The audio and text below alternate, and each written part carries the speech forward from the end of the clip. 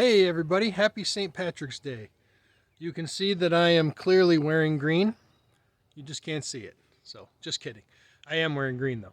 So, here we are. It is St. Patrick's Day. That means it's time for outboard motor maintenance. You may remember that my 25 horse was acting stupid last fall. It cost me a couple days on the trap line, and I'm looking at it today, and I think what I'm going to be doing is pulling the thermostat and maybe checking the water jackets, maybe pulling the water pump and replacing that. I did that 2 years ago, but I don't know, it just never seemed to be spitting right. So I think the first thing to do is definitely start ripping it apart. You know, hey, if you got to break it, you got to break it. That's what happens. So it ain't going to work the way it is. So I might as well try fixing it. So here we go. All right, there we go. The ugly old 25. I know one of the things I'm doing this year is putting a new prop on this baby. For those of you with a faint heart, you do not want to be on the water with me, because I'll run rocks. I don't care. When I'm trapping or when I'm duck hunting or when I'm doing whatever, I'm going. So anyway, we're out here. We're under the canopy. So the boat is actually in... it's still in winter storage, but we're going to start tearing this thing apart. So here we go.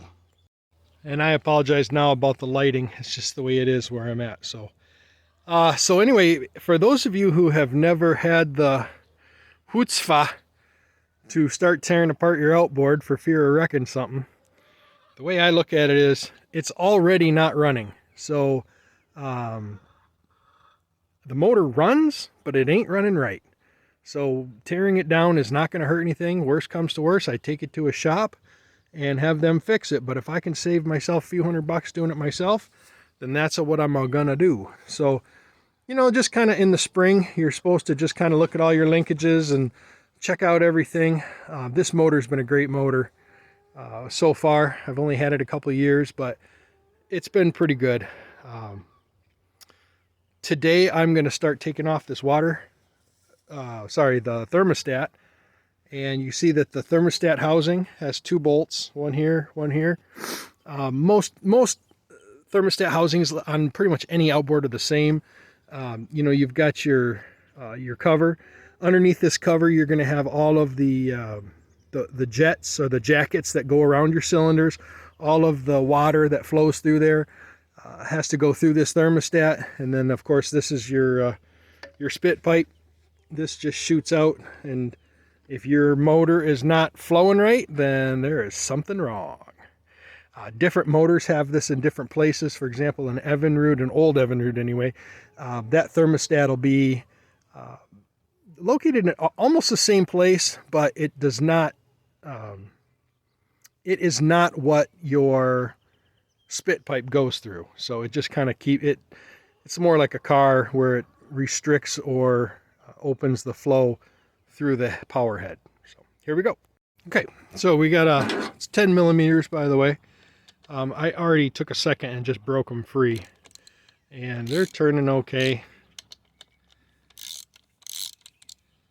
We're gonna pull this apart here real quick and see how it looks. Oops, I'm not even on there. Here we go. Left-handed doesn't work for me, so I'm gonna switch it out. All right, so it's pretty ugly. It's pretty rusty looking. I am guessing this is the problem. I can see right now it's pretty well in there. It's going to take a little doing to get it out, but I'm guessing this is the problem. No doubt about it. By the way, I did spray a little PB blaster on the threads. Always helps it get it out a little bit. I strongly recommend PB blaster whenever you're working on a small engine. So, all right, let me get this thing out of here. We'll take a look. Okay, if I can get it to focus a little bit better. Stand out in the sun maybe. It looks pretty rough, but to be honest, it's not as bad inside as I thought it was going to be. The gasket was in perfect shape. So, it actually kind of surprised me how good of shape everything was in based on what I've been experiencing. This part, let me pull it off of there. This is the housing, and basically you can hear it's completely free of any debris. So, this may not be the problem. So I'm almost thinking I might have to take the cover off the power head just to look at those jackets. The problem with that is these bottom two bolts, they're a little tricky to get to, and man, the last thing in the world I want to do is snap one of these bolts. But hey, you got to do what you got to do, so here we go. All right, well, so far so good. Everything came off real easy. I did have to get the old silicone hammer to give a little persuasion, and a couple of whacks with that, and loosen up the gasket nice. The gasket did break, which I expected it to. That's normal. And usually I would just go, like if this were an old crappy Evinrude or something, you know, I got a couple old twin, what are those things called? Twin Sport Twins, that's what they are. I would just use RTV and not even worry about it. But since this motor is actually less than 20 years old, or right around 20 years old, I'm actually going to get the gasket kit. And I decided if I'm going to do that, I might as well just get a new thermostat. I'm not even going to monkey around with this one. Yeah, maybe it's good, maybe it's bad. I don't care. I'm just going to replace it because I got it out. As far as all the bolts, they all came out real nice. I do see some debris in here. It feels like sand, to be honest, which it very well could be, and that could be part of the problem. Maybe I got some sand in my thermostat, which is plugging it. But the ports all look good. I don't see any real issues. When I do put this together, I am going to run it with no thermostat to try to flush everything out, and hey, we'll go from there. All right, so once again, I'm kind of blocking my sun there. Once again, I'm gonna drop the lower unit. I want to look at the impeller. I should have filmed this before, but this is just a little clip that attaches to your shifter. There's a shifting rod that goes up and down into your lower unit. That's your forward and reverse. This little clip, it just slides through the rod and then clips down. It's a pretty simple mechanical. This is a pull start, so there's no starter to get in the way. If there were a starter on this motor, it would mount to these two places right here. And in order to do what I'm doing right now, you'd actually have to take the starter off. But, you know, I don't have a starter, so I don't have to worry about that. My arm is my starter. And now that I look at this, I'm looking, there's some stuff that needs to be done. I'm going to change my fuel filter this year. I see my gas line here is pretty ugly looking. I might fix that. And but hey, I'm going to drop this lower unit real quick and take a look at this impeller housing. Okay, so again, I don't know how many of you guys do this kind of stuff. There are 4 16mm bolts that go up through the lower unit. You can see the holes there. I've already undone the shift. The water tube on these is pretty easy. Unlike an old Johnson or whatever, you got to connect the 2 water tubes in the middle. There's a little, like a port to do that. These Mercs are a little easier. You just slide them in and out. So here we go. I'm gonna pull this out and take a look at it. I can already see a problem. Yeah, like I said, I can already see a problem. I see that this cover has a gap right there. I don't think it's sealing properly, which means that it's not going to get enough water. Sorry about the camera. It's not going to get enough water in there. You can see I definitely had this baby running in the mud. You know, I'm guessing there's probably a bunch of crap on that impeller. So it's time to do some replacing. You know what? I guess I should be thinking, hey, there I am, sideways. All right. Sorry about that. I'm going to replace a bunch of stuff here, so I'm not going to put anything back together today. I've got it all apart now. I'm going to get gasket kits and a new thermostat. I'm going to replace that impeller and the housing, which will come with, I don't think it comes with a new tube.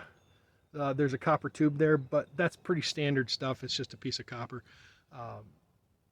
There'll be new rubber gaskets, all that stuff.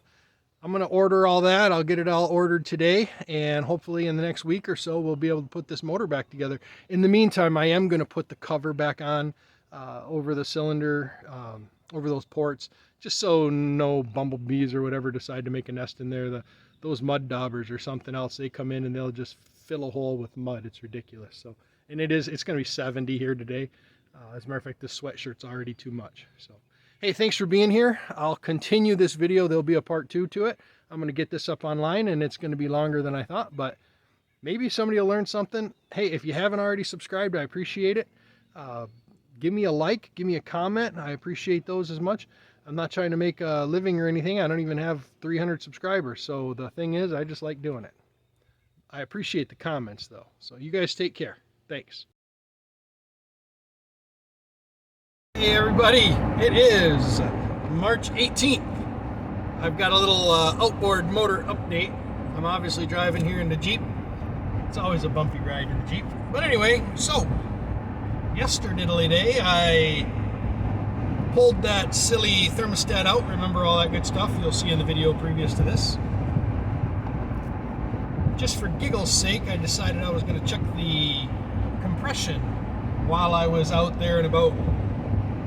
I didn't put it on video, but the compression in the lower cylinder was virtually non-existent. So, made a few phone calls, figured out a couple prices, hemmed and hawed over what to do, and finally said, you know what? It ain't gonna work the way it is, so let's bite the bullet. So I'm on my way home from Grand Rapids. I just picked up a new used Mercury. It's the same motor, it's just newer, it's just a couple years newer. So now I have one motor that's got a bad power head, one motor's got a good power head, and looks like I'll be able to, I guess I'll have a parts scavenge machine. They're virtually identical. One does, the newer one has electric start, but I'm not real big on that anyway, so I don't need it for sure. Anyway, that being said, I am going to rebuild that other power head. So there'll be a whole series of videos about doing that. If nothing else, it'll keep me busy for the summer. So, all right, thanks for being here. I'll have more on that old Merc rebuild here pretty quick.